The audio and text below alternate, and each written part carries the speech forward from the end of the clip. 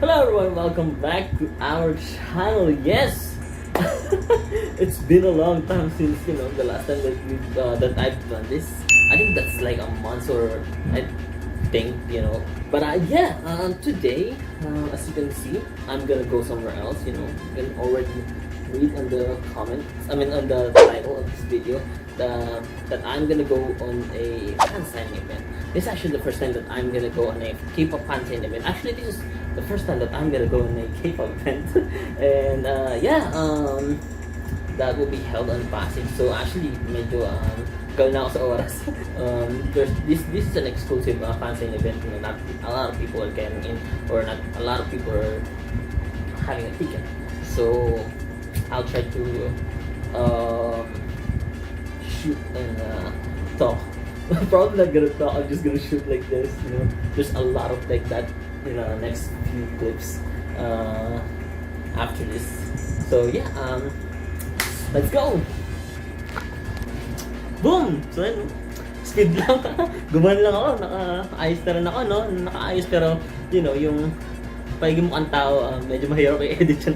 But papunta na tayo na. Actually, nag-aantay na lang ako ng mabubukong.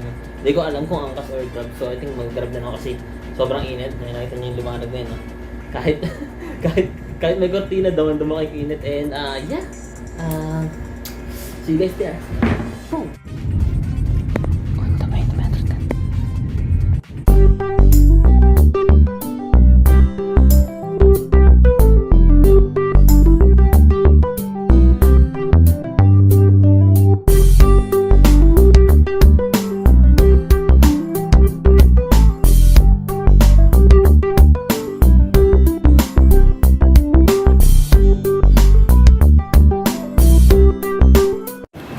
Natin yung album.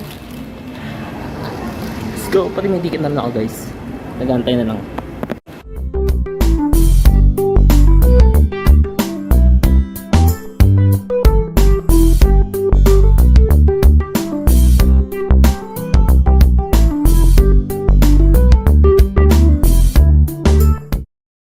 From the Philippines, South Korea, and Japan, let's give it up for Unity!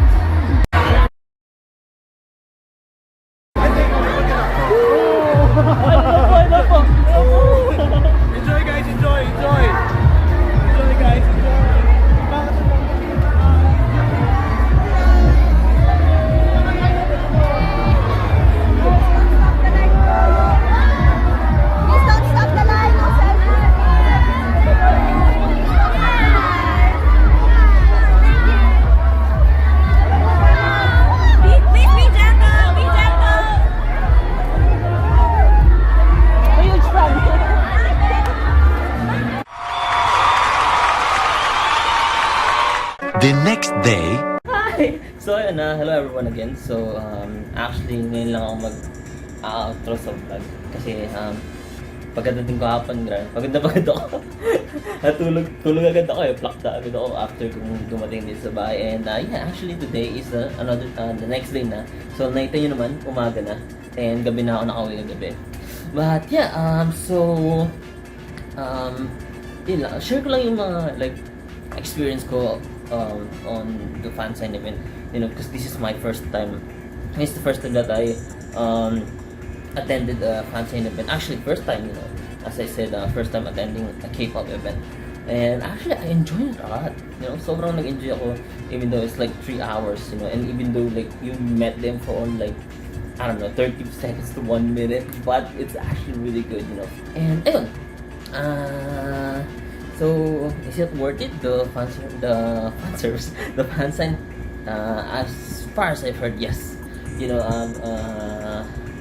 some people says that some fan signs. I guess this is like, you know, for big idols or came from big company that it went to like up to 12K. So for the price of 5K and getting 4 hours is really good. You know, it's a huge steal.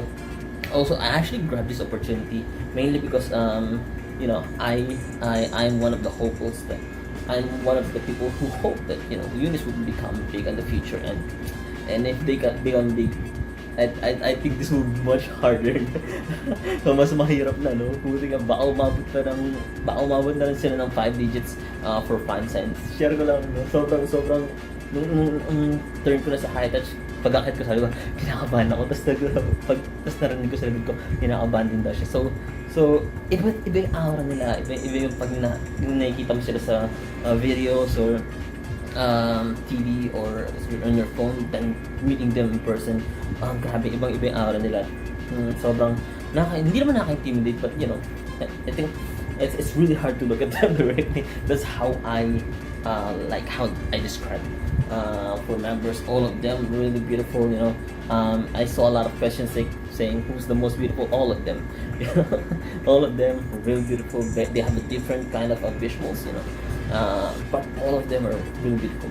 You know, my bias into we did the thing, you know. And so you're just so happy with it. Even though I look stupid, I was like, you know what, it's worth it. And yeah, fan Unis, guys.